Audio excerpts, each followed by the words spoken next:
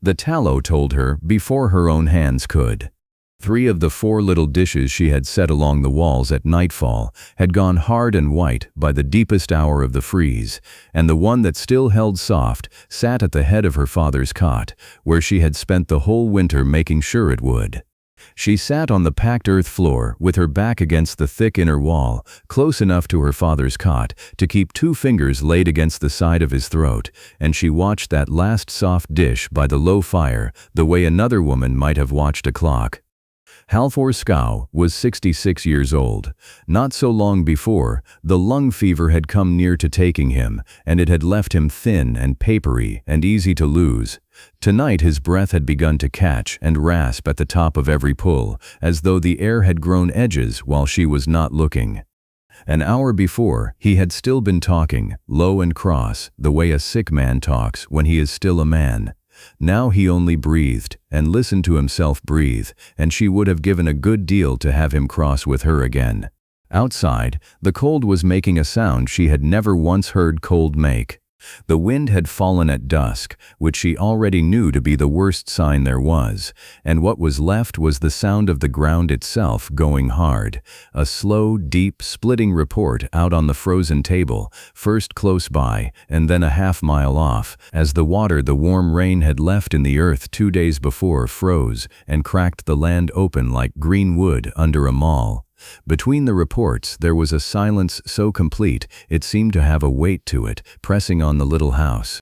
Inside, it was dark and low and close, and it was warmer than any stranger up from the siding would have believed a house made of dirt could be.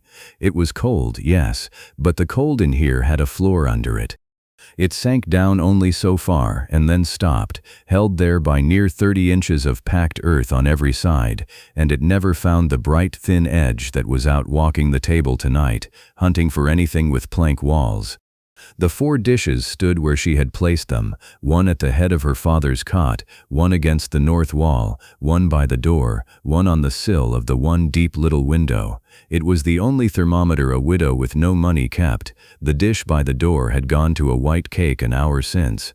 The dish on the windowsill she did not care to look at. Once, when she rose to feed the fire, she looked out through the small window to the east, to where the finished houses stood far off across the frozen sections, and saw a light burning in one of them that had no business burning at that hour. A lamp lit past midnight in a freeze like this one meant somebody over there was awake and cold and had begun to learn a thing about fine straight walls that she had known since the autumn. Before the gray light came, that freeze would answer a question Corliss table thought it had settled years ago: which kind of house only looks like shelter, and which kind is shelter? And the answer would come knocking at Inger's own door before the morning was old. But that is the end of it, and the end of a thing, met cold and alone in the dark, explains nothing at all. For any of it to mean what it came to mean, you would have had to stand in the door in the autumn, on the afternoon Osmund Vangen told his brother's young widow, gently and without the least unkindness, that she was keeping an old man alive only long enough to bury him in a hole in the ground. Nils Vangen had died in October, under a wagon that slipped its jack on the frozen ruts of the Broken Bow Road, and he had died owing money in 3 towns, for a house he would never sleep a night in. He had been a good man and a proud one, and the pride was the part that killed him slower than the wagon did. Nils had come to Custer County a boy in a soddy, and had spent his whole grown life climbing up out of the smell of it. He wanted board walls and a shingled roof and glass his wife could see the prairie through, and he wanted them badly enough to mortgage the team and the next 2 harvests to a lumber dealer at Yoder siding, and when he died the frame house stood half raised on the good rise of the quarter, and the debt stood raised all the way to the top. Behind the frame house, down in the lee of the low ground where nobody built if they could help it, sat the old soddy the 2 of them had lived in since their marriage. Nils had meant to pull it down. Inger had asked him, more than once, to leave it be a while yet. She had her reasons, and the reasons were older than her marriage. Inger had been born in a sod house on the middle Loup, and had lived in one until she was nearly grown, and she did not carry the shame of it the way her husband had. She remembered a great many things about that house, that the people at the siding, who had never lived in one, did not know to be true. She remembered that in the January her little brother had the diphtheria. The doctor from Broken Bow had stamped the snow off his boots inside their door and said half to himself that it was a wonder how a house of dirt held its warmth when a house of lumber let it run straight out the walls.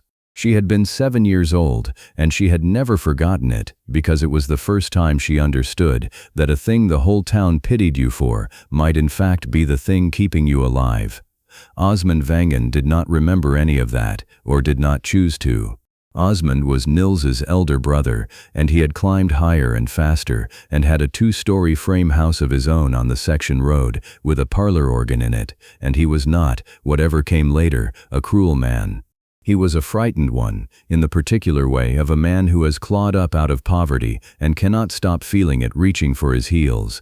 When Nils died, Osmund took it on himself to see the widow settled, and to him settled meant one thing only. A Vangen did not winter in a dirt burrow like a badger, while a finished frame house stood empty and paid for in suffering on the rise above her. It shamed the name, it shamed his brother's memory, it shamed, though he would not have said so, the whole long climb he had made and was still making.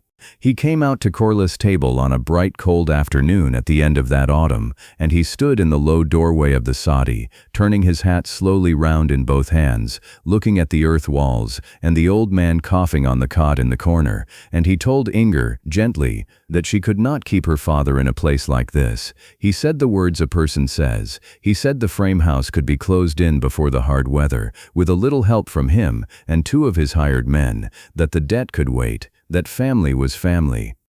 He said the thing the siding said behind its hand, and he said it to her face because he believed it was a kindness, that a young widow, keeping her old father down in a hole in the ground, was not a picture that did the living or the dead any credit. Inger thanked him for the offer, which was real, and made no promise, which he took hard. She had a colder arithmetic than he did, and it had nothing to do with what folks would say. Her father's chest could not take a move in this weather. And she did not, in her bones, trust the tall, bright house on the rise, the way the whole county trusted it. She only knew that she had grown up learning to read the walls of a house the way a sailor reads water, and that when she stood inside the half-finished frame house and laid her hand flat against its thin sawn boards, something very old in her went quiet and afraid. The soddy that Inger would not leave was not the mean thing the siding pictured when it said the word. A dugout was one thing, a hole cut back into the side of a bank, 2 walls of raw earth and a flat roof, a place a family lived the first hard year and left as soon as it could. People were right to want out of a dugout. But a proper sod house, raised whole and square on the open ground, was another matter entirely. Inger's house had been built the way her father built, the way the old settlers on the Loup all built, before the railroad brought cheap pine within a poor man's reach and taught the country to be ashamed of dirt. The prairie sod out here was matted a foot deep with the roots of grass that had never once been broken. A man with a breaking plow could turn it up in long ribbons and cut those ribbons into bricks, near enough 3 inches thick and a foot wide and 30 inches long, heavy as sin and laced through with living root. You laid the first course grass side down on the bare ground, and you laid the next course crossways over the joints of the one below, the way a mason breaks his joints in a brick wall, so that no seam ran straight through from the weather to the room, and you laid them 2 courses wide. When it was done, the wall stood near 30 inches thick, a solid reach of earth and root between Halvor Skow's cot and the whole width of a Nebraska winter. That thickness was the whole secret. The earth did not warm the house. Nothing so heavy warmed quickly. What it did was hold. 30 inches of packed sod was slow to lose the warmth a fire put into it, and slow to take a chill up off the frozen ground outside, so that the cold that came through came blunted and always a day behind the weather. And the heat a body or a stove put into the room stayed there, to be used and used again. A plank house did the opposite of holding. Thin sawn boards took up no warmth at all and gave none back. A frame house was only as warm as its stove was burning that same minute. The moment the fire dropped, the cold walked in through the walls as if they were not there. In the heat of summer and the teeth of winter both, the truth ran the other way. The roof was the soft spot, and Inger knew that too. Over the rafter poles lay a foot of sod, grass side up, and the same living grass grew on it green in spring and stood in dry gold tufts through the snow in winter, so that from the section road the house looked less built than grown, a low green and gold rise with a stovepipe breathing smoke out of the top of it. A sod roof kept the heat as faithfully as the walls. But earth that holds warmth also holds water, and a roof is the one part of an earth house the rain can reach, and Inger had spent enough of her girlhood setting pans under a dripping soddy roof to fear a warm rain more than she feared a cold snow. For the cold she trusted the walls. For everything the walls could not tell her, she kept the grease. It was her mother's trick, and it cost nothing. Set a little dish of it against a wall on a cold night, and let it sit till morning, and it would tell you plainly what your hand was too warm and too hopeful to tell you true. Where it stayed soft and workable, the wall behind it was living and holding. Where it hardened overnight into a pale, stiff cake, the cold had opened a road through, and there was the place you did not lay a sick man's head. Inger set her dishes out the way her mother had, and she read them every morning, and all that autumn they told her the same quiet thing. The soddy was sound. The frame house on the rise, the one Osmund wanted her in, was not a house she had any dish of grease inside of yet. But she had laid her bare hand on its walls, and her hand had already told her more than she wished to know. The first thing to go wrong was Inger's own doing, and she knew it, and she carried it the rest of the winter. By November, the money was simply gone. The lumber dealer wanted his notes serviced. The storekeeper at the siding had carried her since the funeral and could not carry her forever. And what little cash a dead man's team had brought went where cash goes when a family is drowning. It went to the loudest creditor and left nothing for the house, and the house, that autumn, needed a little. The southwest corner of the soddy, back of the very spot where Halvor's cot stood, had slumped over the years the way old sod walls do, and a hand's breadth of the outer course had crumbled away to loose dirt.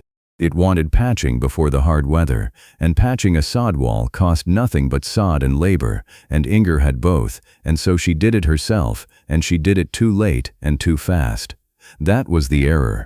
Good wall sod is cut green in spring or early summer when the root is thick and wet and binds the brick together like the meat of a thing, and it is left to cure in the wall through the warm months until it has dried down slow and knit itself solid. Sod cut in November is a poor cousin. The grass is dead, the root is dry and short, and the earth in it is already half frozen when you lift it. Inger cut what she could from a low draw where the frost had not yet reached bottom, and she laid the fresh bricks into the broken corner and tamped them and told herself they would do, and for a week or two they did. Then they dried, the way green sod dries in a heated room even in winter, and as they dried they shrank. Not much, a finger's width here and there, along the joints where the new work met the old. But a finger's width of open seam runs from the weather clear through to the room, and the seam she had made ran straight down the inside of the southwest corner, straight down the wall at the head of her father's bed. She did not find it with her eyes. She found it, the way she found everything that winter, in a dish of grease. She had known for 3 mornings that something was wrong before she would let herself know it. Halvor had begun to cough again in the deep of the night, a wet tearing cough she had prayed all October she would not hear again, and by day he lay quiet and gray and would not eat, and she had told herself it was only the cold snap, only the season, only an old man being old. Then one morning she lifted the little dish from the sill at the head of his cot and found it set up hard as a candle end, white all the way through, when the dish not a yard away on the sound part of the wall was soft as butter.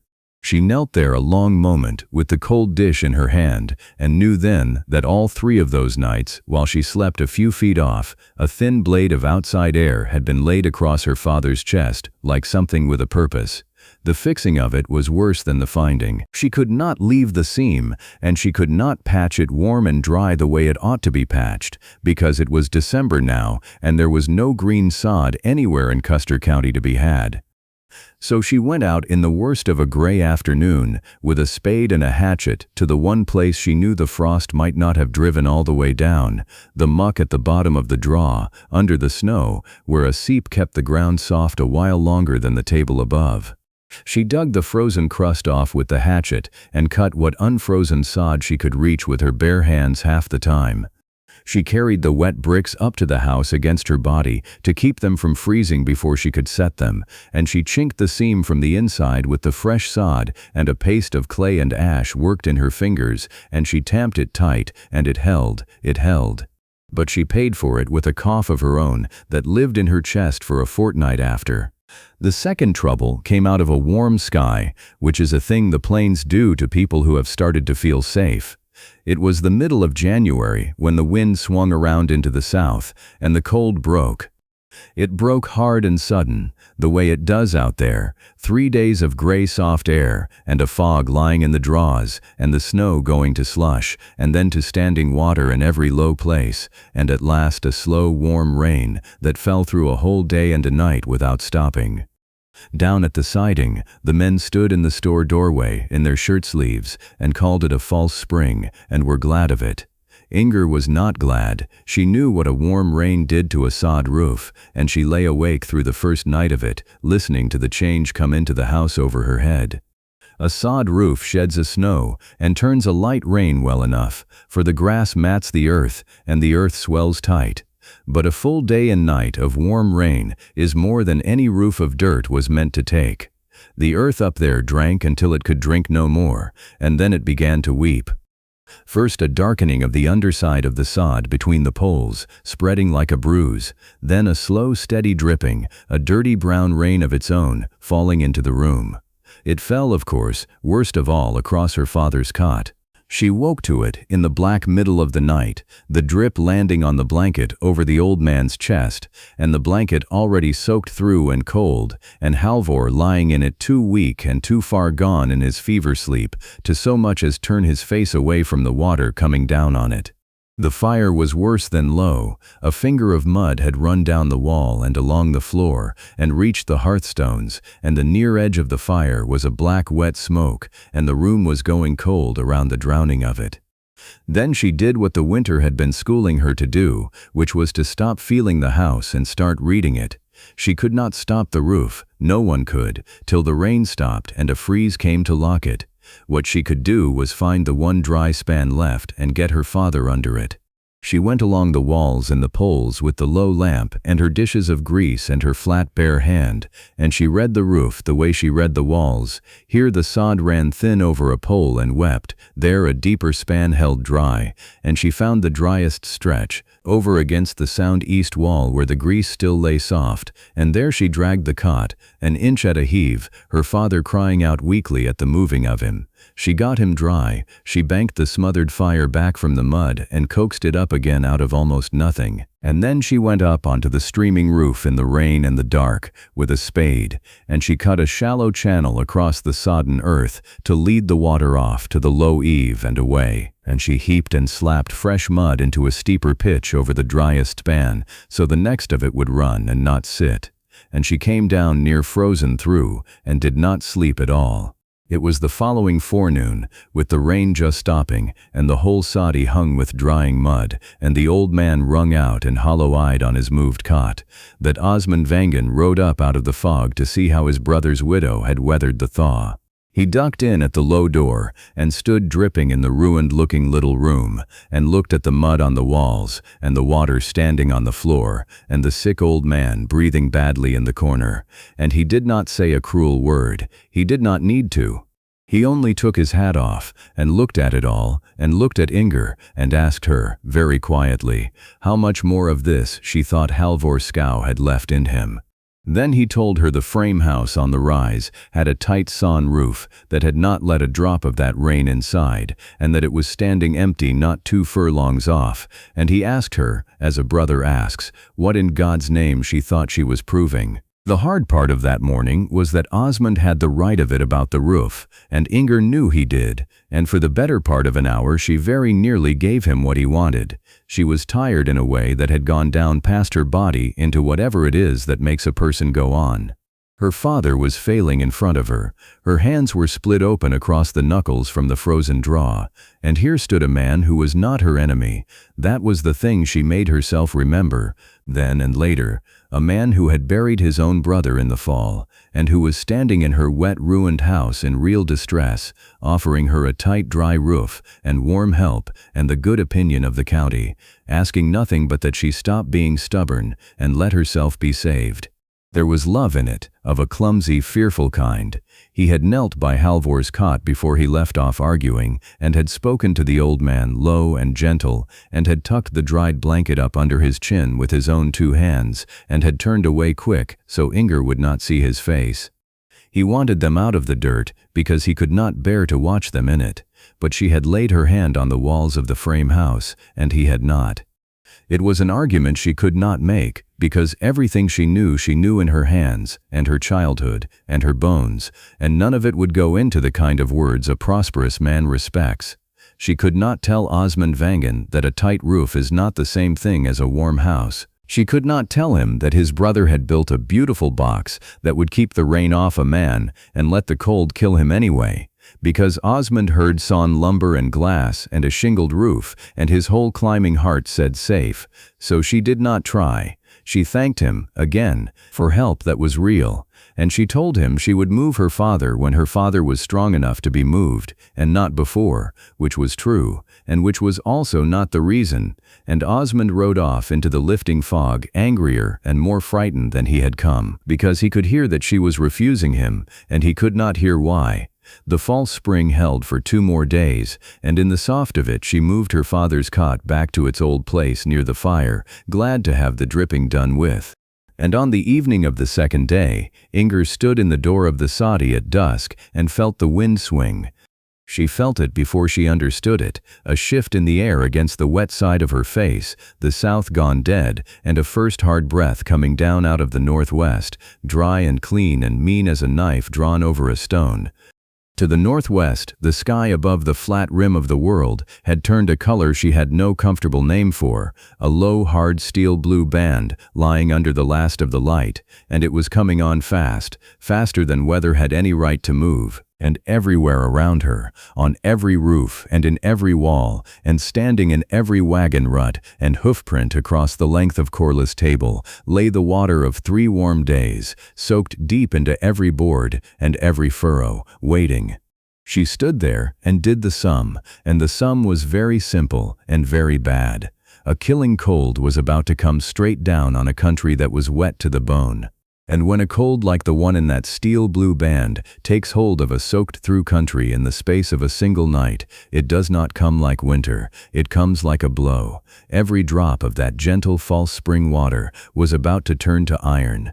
Inger went back inside and looked at her father, asleep and rattling on his moved cot, and she looked at the little pile of wood by the hearth that had to last she did not know how long, and she looked at the 4 dishes of grease set out along the walls for the night. Then she barred the door against the coming of it, and she sat down on the earth floor, with her back to the living wall, and she began the longest waiting of her life. The cold came down on Corliss table a little after full dark, and it came all at once, the way a lid comes down. The steel blue band ran up over the sky and put the stars out, and the temperature fell so far and so fast that the wet world began to speak. Inger heard it through the barred door and the yard of earth in her walls, the whole soaked table freezing at once, the standing water in every rut going to ice, and the ice splitting as it went. Somewhere off toward the Loup, a tree burst with a sound like a shot. The wind which had brought it lay down again inside the hour, and it was the still cold after that did the killing, the cold that only settles when there is no wind left to trouble it. Inside, the fight was not against that cold. It was against the room's one flaw, and the flaw was a cruelty she had built into it herself, with the best will in the world. The fire was on the west wall, the living warmth of the fire, and the little wood she had to feed it were all on that side of the room. But the west wall was the wall she had patched in November, the corner she had cut green sod for in the frozen draw, and though she had chinked the seam, it was still the youngest and the least knit stretch of the whole house, and worse, The roof that had wept over her father in the thaw had wept worst on that same west side. Now that soaked roof sod was freezing. She could hear it stiffening over her head, the wet earth swelling into a heavy shell of ice, groaning on the poles as it hardened, and now and again a fist-sized clod of frozen mud let go and fell to the floor with a crack. The dish of grease by the fire, where it was warmest in all the room to the hand, had begun to skin over hard even so, because the frozen roof above it and the young wall beside it were drinking the fire's heat as fast as the fire could give it. The east wall was the opposite. Old sod, cured a dozen winters, near 30 inches of it, knit solid as stone, a dry roof span overhead, the grease dish against it, lying soft and yellow and alive as it had lain all autumn. That wall would hold its floor of warmth all night, whatever the sky did. But it was the wall farthest from the fire. So there was her choice, laid out in 2 dishes of tallow at opposite sides of a room not 15 feet across. Keep her father by the fire, in the reach of the flame he could see and feel, and lay him against the coldest, greenest, ice-shedding wall in the house. Or drag him to the living wall, into the safe, deep earth warmth that needed no wood at all, and take him out of the light and the near heat of the only fire he had, with a body too weak to make much warmth of its own. Near the fire he would be warmed and robbed at once. By the far wall he would be held and left half in the cold. There was no third place. She had walked the whole room on her knees, with the lamp and the grease. She chose the wall, and she spent the rest of the night paying for the choosing. She dragged the cot to the east wall, and she banked her father in every blanket and every coat, and the one buffalo robe they still owned, and she lay down on the outside of him, between his body and the room, to be what warmth she could. And then she got up, and she crossed to the fire, and she fed it 1 stick and no more, and she came back, and she read his breathing, and she read the grease at his head, and she got up and crossed the room, and read the grease at the fire, and lay down, and got up again, all night. The fire she could not let die, and dared not build up, for the wood would not last past dawn if she did, and dawn was a long way off, and getting no closer. The old man she could not warm, and could not leave. She went back and forth across 15 feet of frozen floor, between a fire that was robbing her, and a wall that was saving her, carrying her father's life in her 2 hands, and she began, somewhere in the black middle of it, to count his breaths. Somewhere in the deepest part of the night, the counting nearly stopped. The fire was down to a handful of coals and 3 sticks of wood, and Inger had made herself a promise she meant to keep, which was that the last 3 sticks would be fed one at a time across the last 3 hours and not before. Morning was still nowhere in the black square of the window. Her father had gone very quiet, not the easy quiet of sleep, a thin, far, shallow quiet, the breath going in and out at the very top of his chest and catching there, longer and longer between the pulls, so that twice she laid her whole hand flat on his breastbone in the dark and waited, not breathing herself, for the next one to come, and twice it came so late she had already begun to know what it would be to be alone in that house. She did the only thing left to do, which was to stop tending 2 things and tend one. She let the fire go. She fed it the last of the wood all at once, built it up to a real blaze for the space of a quarter hour, and while it burned, she stripped every covering off herself and put it over her father, and she took the buffalo robe and made a tent of it against the living east wall, closing him and herself into the smallest space the 2 of them could hold, back to the 3 feet of old cured sod that had never once that autumn let the grease harden against it. And there, in the dark of the robe, with the fire dying unwatched across the room and the ice shell roof groaning over the both of them, she gave the old man the only heat that could not run out the walls or up the chimney or down to nothing before dawn, which was the plain animal warmth of her own body held close against his, inside a pocket of air that 3 feet of earth would not let the winter into. She put her back to the wall her mother had taught her to trust, and she held her father, and she counted, and she waited to see which of them the morning would find. The morning found them both. It came the way the worst mornings come, slow and grudging and gray-blue, in the one small window. Her father was breathing, evenly now, down deep in his chest again, the catch gone out of it, warm along the side of him, where he had lain the night against her and the wall. When there was light enough, she crept out from the robe, into a room where the fire was a cold gray ash, and her breath smoked, and a fallen clod of roof ice lay where it had dropped in the night, not a foot from where the cot had stood, before she moved it. And she understood, looking at that the wall had not only kept her father warm, it had kept him out from under the one place the frozen roof came down. She built no fire. There was nothing to build it with. She sat in the cold ash-smelling dark of the little earth house, with her father's hand in both of hers, and out across the section line, when the light came full, she could see the tall frame house on the rise, standing white and silent in the new sun. Every window of it feathered thick on the inside with frost, the smoke gone from its chimney some hours since. It had kept the rain out to the last drop. It had kept nothing else out at all, and Inger sat and watched it and waited. She did not have to wait long. A little after the sun stood clear of the rim, she heard, far off and coming closer over the cracking ground, the sound of a man on foot who could not get a horse to face that cold, breaking a path across the frozen table toward the low green house that the county had spent the winter ashamed of. It was Osmund Vangen at the door, and he had not come to argue. He came in on his own frozen feet, with his coat white to the shoulders, and his face the gray of a man who has been up all night, with a fear of his own, and behind the anger and the cold, there was something in it Inger had not seen there before, which was shame, the plain and decent kind, the kind that does a man credit, even as it costs him. His own tall house had turned on him in the night. The fine sawn walls had let the heat run out of them as fast as his stove could make it, and the water in the green lumber had frozen in the joints and split them. By the small hours his wife and his children had been sitting up in their coats in the parlor with the organ, watching frost climb the inside of the good glass windows. He had walked 2 miles in a killing cold to a house made of dirt because it was the one house on Corliss table he was sure had stayed alive.